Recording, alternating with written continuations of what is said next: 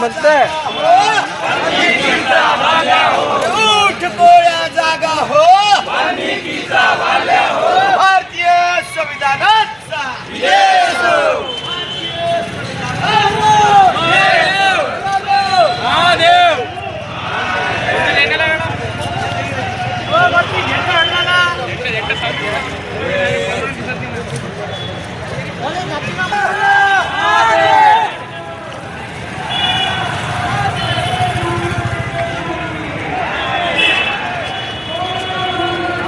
बोला, सांगा काय तुमच्या मागण्या आहेत? मॅडम, शासनाकडे आमची अशी मागणी आहे की शासनाचं असं म्हणणं आहे की कोळी जमात आणि महादेव कोळी जमात या वेगळ्या जमातीत असं शासन म्हणत आहे.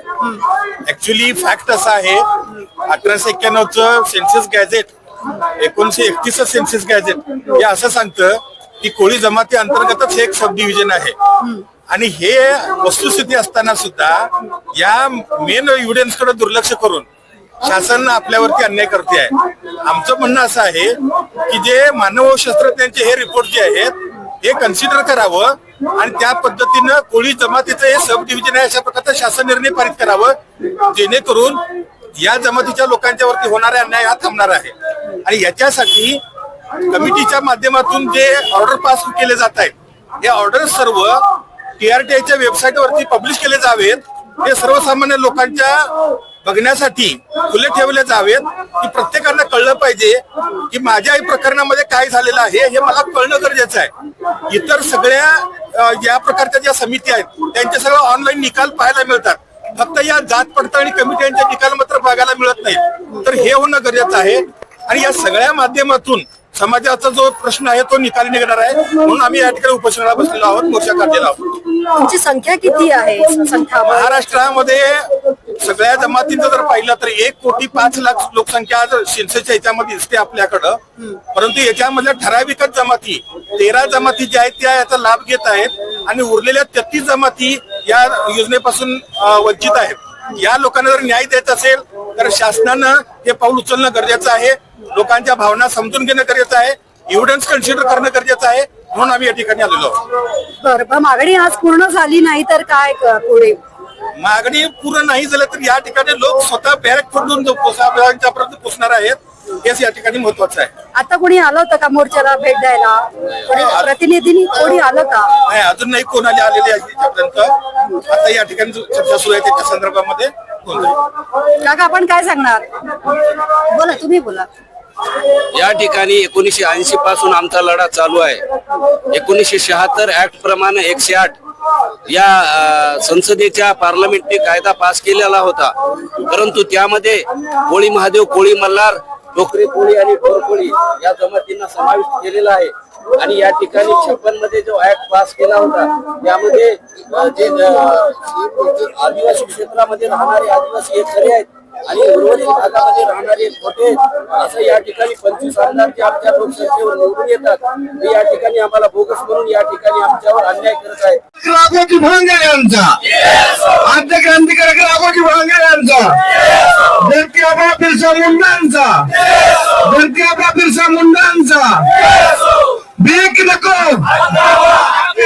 आमचं आरक्षण चोरणाऱ्या प्रशासनाचं करायचं काय?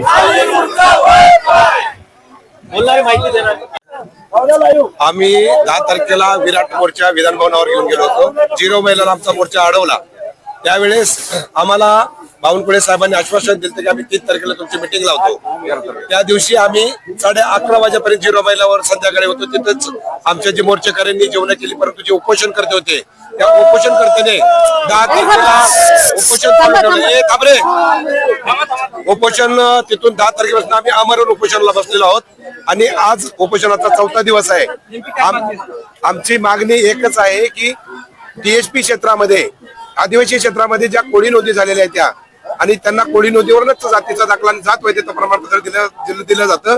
त्याचप्रमाणे विस्तारित क्षेत्रातील OTSP क्षेत्रातील कोळी बांधवाच्या नोंदी सुद्धा 1950च्या अगोदर कोळी नोंदीत झालेल्या आहेत. तर त्यांना पण TSP क्षेत्रासारखाच न्याय OTSP क्षेत्रातील कोळी बांधवांना दिला पाहिजे आणि त्यांना 1950 पूर्वीच्या कोळी नोंदीवर आदिवासी महादेव मल्हार डोट टोकरी कोळ्याचं कास्ट सर्टिफिकेट आणि जात वैधता प्रमाणपत्र दिलं पाहिजे. ही एकमेव मागणी आमची आहे आणि आजपर्यंत शासनाने त्याच्याकडे दुर्लक्ष केलेलं आहे. मागील वर्षी या ठिकाणी मोर्चा काढला होता, अनेक ठिकाणी जिल्ह्यात मोर्चा, सरकारनं अजूनपर्यंत तोडगा काढला आणि पुढची भूमिका काय असणार आहे?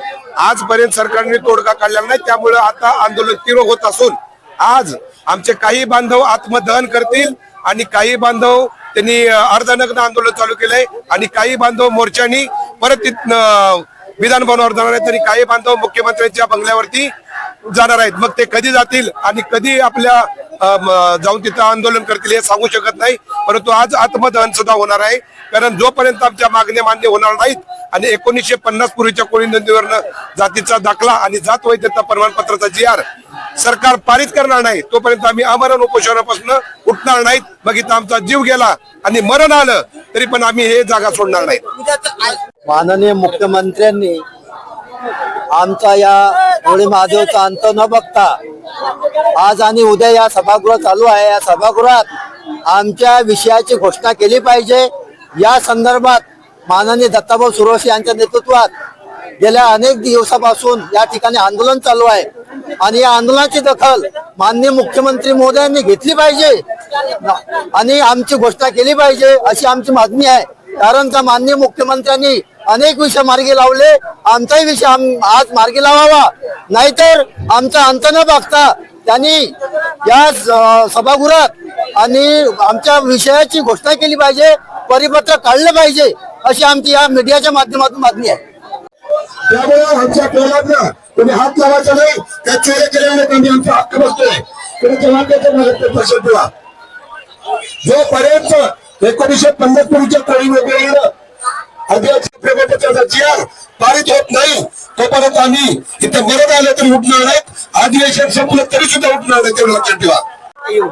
पूर्ण पोलीस फोर्स त्यांना सगळ्याला उचलून आंदोलन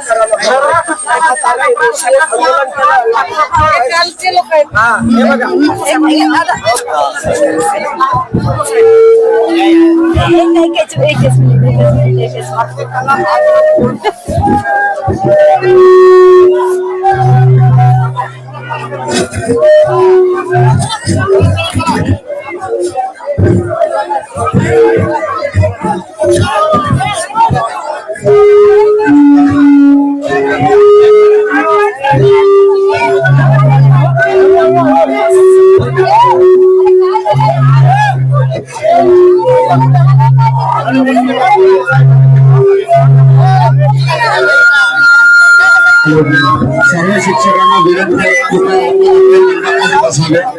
कुठं कोणी तिकडे जाऊन सर्वांनी आपल्या मंडपमध्ये बसावे इकडे आणि आपल्या ठिकाणी झालेल्या पुढे गेलेले आम्ही काय खाऊ